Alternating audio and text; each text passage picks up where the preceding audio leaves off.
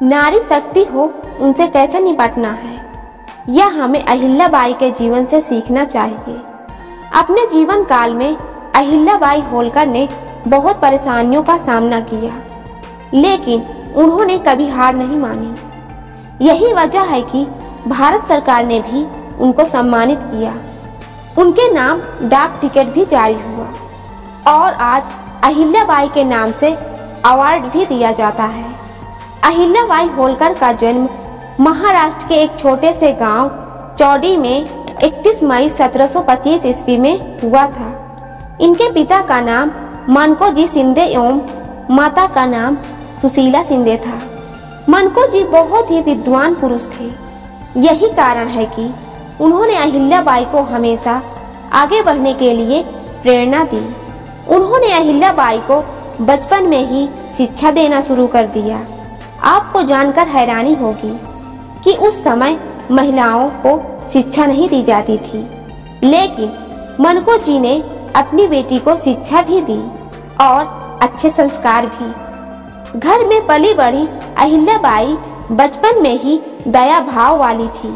उनकी दया भाव और आकर्षक छवि ही उनके जीवन को इतनी आकर्षक बनाती है। अहिल्याबाई बचपन में बहुत चंचल और समझदार थी। ऐसे में उनकी शादी बचपन में ही खंडेराव होलकर के साथ करवा दी गई। उनका विवाह उनकी चंचलता और उनके दया भाव के कारण ही खंडेराव होलकर के साथ हुई थी। कहते हैं कि एक बार राजा मल्हार राव होलकर पुणे जा रहे थे और उन्होंने चौड़ी गांव में विश्राम किया। उस समय अहिल्याबाई गरीबों की मदद कर रही थी। उनका प्रेम और दया भाव देखकर मल्हार राव होलकर ने उनके पिता मनकोजी से अपने बेटे खंडेराव होलकर के लिए अहिल्याबाई का हाथ मांग लिया था। उस समय अहिल्याबाई की उम्र 8 वर्ष थी। वह 8 वर्ष की आयु में मराठा की रानी बन गई थी। खंडेराव होलकर उग्र स्वभाव के थे, लेकिन अहिल्याबाई ने उन्हें एक अच्छे योद्धा बनने के लिए प्रेरित किया। क्योंकि खंडेराव होलकर भी बहुत छोटे थे और उन्हें अपनी उम्र के अनुसार ज्ञान प्राप्त नहीं था, तो उनके विकास में भी अहिल्याबाई का अहम योगदान रहा। अहिल्याबाई के शादी के 10 साल बाद यानी 1745 में उन्होंने मालेराव के रूप में पुत्र को जन्म दिया। पुत्र के जन्म के 3 साल बाद यानी 1748 में उन्होंने मुक्ताबाई नाम की पुत्री को जन्म दिया। अहिल्याबाई हमेशा अपने पति के साथ राज्य कार्य में साथ दिया करती थी।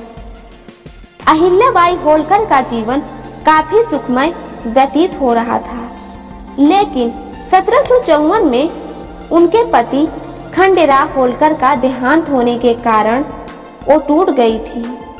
उनके गुजर जाने के बाद अहिल्याबाई ने संत बनने का विचार किया। जैसे ही उनके इस फैसले का पता मल्हार राव यानी उनके ससुर को चला, तो उन्होंने अहिल्याबाई को अपना फैसला बदलने और अपने राज की दुहाई देकर उन्हें संत बनने से रोका। ससुर की बात मानकर अहिल्याबाई ने फिर से अपने राज्य के प्रति सोचते हुए आगे बढ़ी, लेकिन उनकी परेशानियां और उनके दुख कम होने वाले नहीं थे। 1766 में उनके ससुर और 1767 में उनके बेटे मालेराव की मृत्यु हो गई। अपने पति, बेटे और ससुर को खो देने के बाद अब अहिल्याबाई अकेली रह गई थी और राज्य का कार्यभार अब उनके ऊपर था। राज्य को एक विकसित राज्य बनाने के लिए उन्होंने अथक प्रयास किए। उनके जीवन में अनेक परेशानियां उस समय भी उनका इंतजार कर रही थी। अहिल्याबाई होलकर को आज देवी के रूप में पूजा जाता है। लोग उन्हें देवी का अवतार मानते हैं। उन्होंने अपने कार्यकाल में भारत के लिए अनेक ऐसे कार्य किए जिनके बारे में कोई राजा भी सोच नहीं सकता। उस समय उन्होंने भारत के अनेक तीर्थ स्थलों पर मंदिर बनवाए। वहां तक पहुंचने के लिए उन्होंने मार्ग निर्माण करवाया, कुएं और बावड़ी का निर्माण करवाया।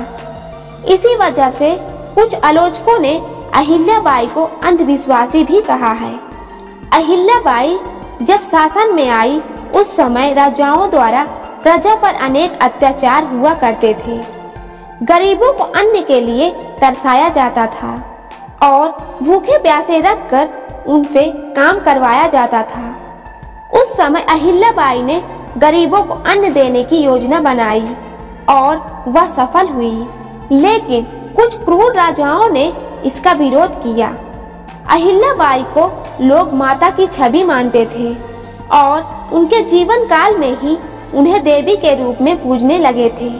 भारत के इंदौर शहर के लिए अहिल्याबाई का एक अलग ही लगाव था। उन्होंने इस शहर के विकास के लिए अपनी काफी पूंजी खर्च करी थी।